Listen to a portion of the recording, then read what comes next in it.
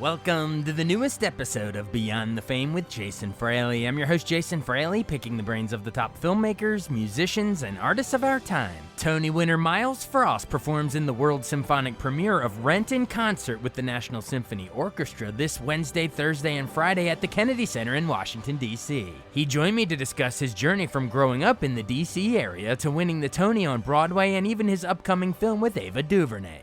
Hey, Myles Frost. Hey, thanks so much for joining us on WTOP again. No problem, man. It's a pleasure to always be here. How you feeling?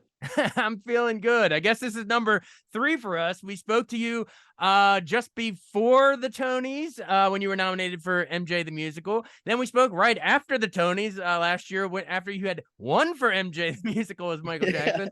And now we're number 3 talking about a really cool show at the Kennedy Center. It's called Rent in Concert, the symphonic world premiere, Wednesday, July 26th, Thursday, July 27th, and Friday, July 28th. All right, cool. Yeah. Before this concert, just memories really quick on the whole Tony ordeal. Have you had enough time a year later to sit back and be like, wow, did that really happen? Man, I can't even tell you. I've had so much time to just sit back and reflect on everything.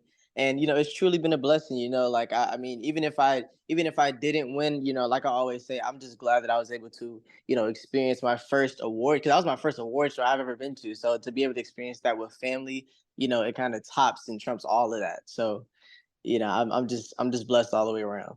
Yeah. And didn't you get to, just like a month or two ago, didn't you get to like present at this year's Tonys? No, I didn't present at this year's Tonys, but I did present at the Grammys. The Grammys. I knew I saw you on stage. Okay. But wait, as a previous Tony winner, they don't invite you back like the Oscars?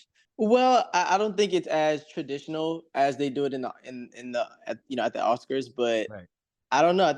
This year, with the writer's strike and everything like that, I don't know what was said, but nobody reached out to me. I was a little bummed out by it, but at least it gave me an opportunity to actually, just kind of be a viewer at the Tonys, this time around, as opposed to actually being involved. So I mean, it was a cool give and take. Yeah, absolutely. Well, remind us what you did at the Grammys then, because yes, I remembered seeing you at one of the shows, and I don't know, in my brain, I what is it, the Mandela effect or whatever? I thought it was the Tonys, but it was the Grammys. So remind us what you did at the Grammys. Yeah. So MJ was nominated for our cast album. MJ's cast album was nominated for a Grammy, and they asked me to present a few awards or 10 awards at the pre-Grammy. At the pre-Grammys, and I actually went viral on social media because one of the first few Grammys that I presented was Beyonce and Lizzo, and I shouted their name, and then I read one that said Harry Styles, and my energy was lower reading Harry Styles, and everybody was like, "Oh my gosh, it's so funny," and it got like 17 million views on Twitter and stuff. It was hilarious. But the reason I did it wasn't because I didn't want Harry to win, but it was because when they gave me the list backstage of the people who were nominated, I never remember seeing Harry's name, so I thought I had gotten the wrong card. So I was confused. I was like, am I supposed to have this card? And I guess that's what my face said, and my body language said. I guess that spoke differently, but that's that hilarious. It went viral. People comparing you. They were like, "Wait, he read it differently." They said, "Here's the pun, ready?" They said, it's not the same as it was when he read the other category." Sorry, dude. Exactly. I can't sing. You should have sang that. Oh, it's okay. It's okay. All right. Well, speaking of singing, let's promote what we're here to talk about. Most definitely. It's the NSO Pops, the National Symphony Orchestra is going to do an epic concert here with some famous singers like yourself of all the songs from Rent that we love. So yeah, it's going to be the Wednesday through Friday, the 26th through 28th at the Kennedy Center Concert Hall. But so what is it? Is it like a cabaret style? Like you and some of your fellow celebs are going to come out and one by one sing, or are you on stage together, or how does it work? Yeah, I mean, we're about to get into the rehearsal process for it. As we're leading up to the dates, and I'm not completely sure about the entire setup, but I know it's not going to be obviously not going to be like a full-on concert version, a performance version of it, but more so, like you said, just us kind of coming together as collectives and as friends and as fellow cast members, and just kind of giving that performance. We're not going to be in costume or anything like that, but but what we wear will kind of reflect the energy, and the concept of the show. Like, we're not going to wear something that's completely unrelated, but we're also not going to wear costumes, if that makes sense. Yeah, yeah, it's not yeah, don't go in expecting, like, a full Broadway production of Rent, Exactly. although that would be awesome. Sign me up if all of you guys are doing that ever in the Oh, future, definitely. but no, no, it'll be yeah, I'm probably I imagine more, just come out, maybe formally dressed on stage something and sing a few numbers, something like that. Definitely. Well, who else gonna be on stage with you? Do you have the list or do you want me to read it? You can definitely read it off. I know I have a couple friends in there, like Lorna, who is nominated for a Tony Award this year. So, we've been talking about working together. So to see her being, a part of this project is definitely put a big smile on my face. So I'm definitely excited for her.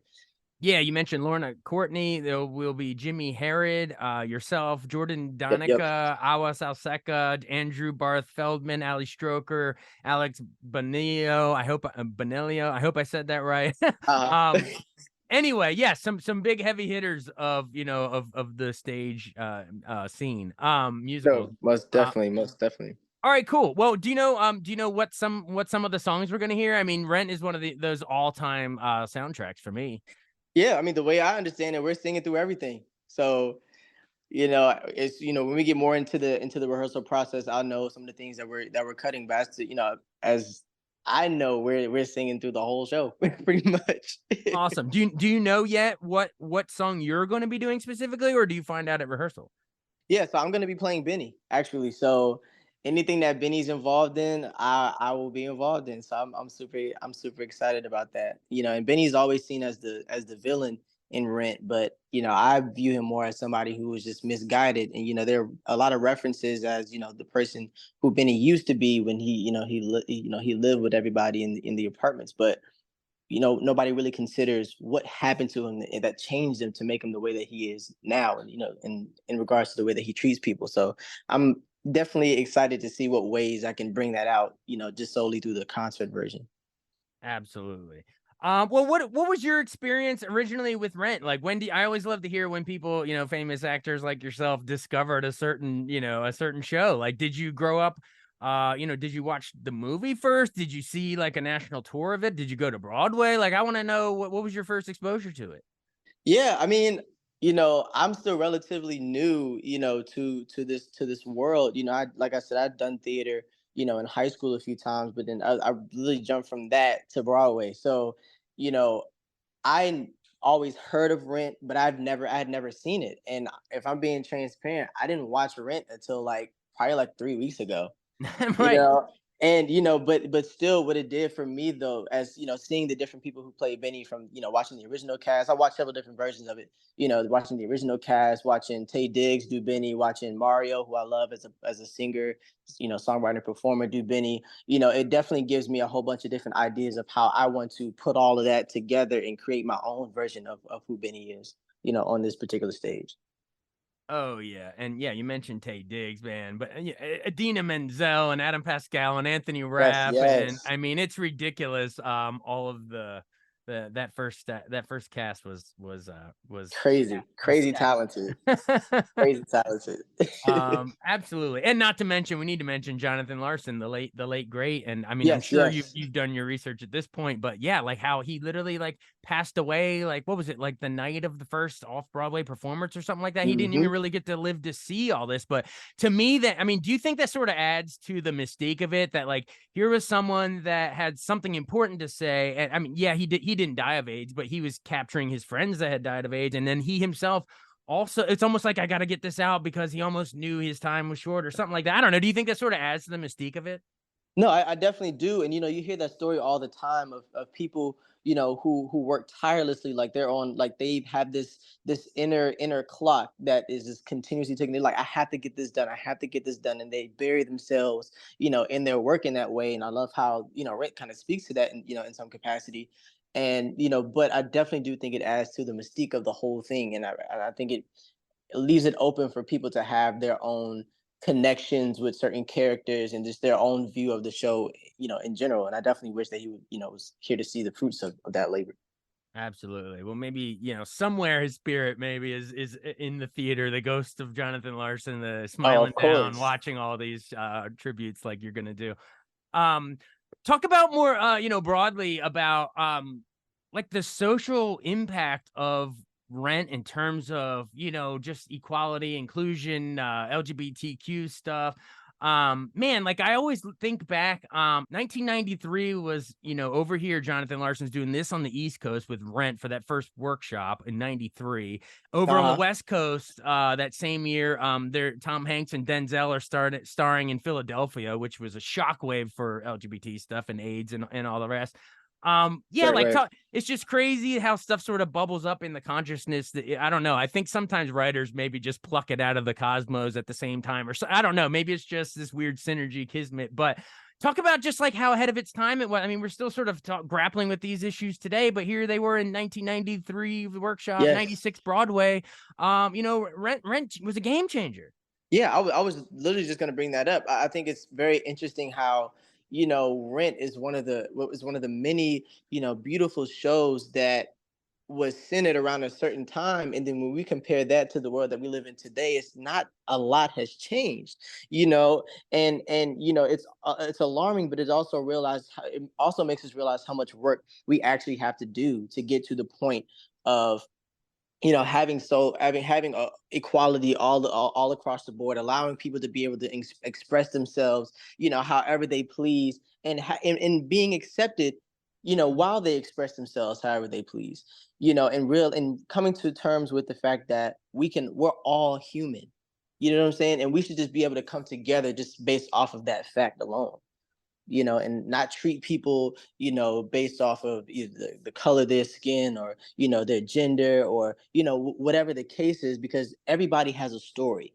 And that's what I really, really love about Rent, and you see how people's stories intertwine. You see how people are going through their own individual struggles. When I think about Benny specifically, I think we meet him, like I was kind of, alluding to earlier, we meet him as, the villain of everything, mistreating people, whether it's homeless people or even his friends, and not fulfilling certain promises and things like that. There are certain parts where, it said like, oh, where are the ideals that, Benny once pursued, and meaning that he was a better person before, all of this, and we never really get to hear that part of Benny's story, and it just goes to show that everybody has had something that has turned them into who they are, and tapping into that is mainly what I'm excited about when it comes to Benny specifically, but also getting a chance to watch all of my fellow castmates do their own interpretation, because we're not just singing, you know what I'm saying, because we're all performers, so we're all doing our best to show our versions of, who these characters are and what they mean to us, as individuals, and hoping that that connects to people in the audience, and whoever, buys a ticket and comes and supports the show.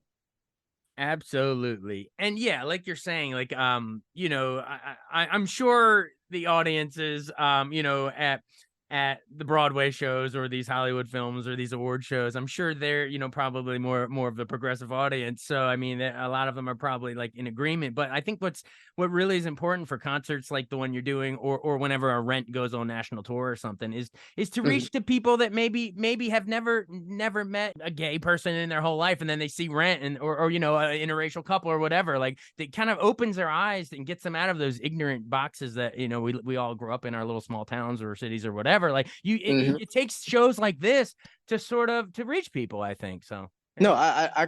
I completely agree. And it's not easy, when someone is growing up in such a enclosed box, if you will, or in a bubble like that, and then kind of dropping everything on them all at once, whether it's inclusion, how to treat people, because common sense ain't always common, if you know what I mean. Yeah, And it can same be goes for uncomfortable for some people, but you got to push your exactly. comfort zone. You have to. You have to. Change is a beautiful thing, and opening your mind and becoming, more accepting, because the thing about it is nobody's perfect. And there's somebody in this world where there's family, friends that accept you for who you are. So who are you not to accept somebody else for who they are? We all have things about us that are quirky. We all have things about us. We've all made mistakes in some capacity. We all have things that make us different. And that is what makes us human. So we should love each other as such. That's So just how I feel. so well said. And I guess before we run, remind us where, folks, you gotta go back and listen to our first two conversations with Myles if you want to hear his whole backstory, because that's where we went in detail. We're not gonna make him do it a third time. Come on, but the abridged version, just might remind him where exactly you grew up. You don't have to go into the whole thing again, folks. Listen to the archives. Yeah, I mean, well, no, but definitely, I can definitely shed some light on this.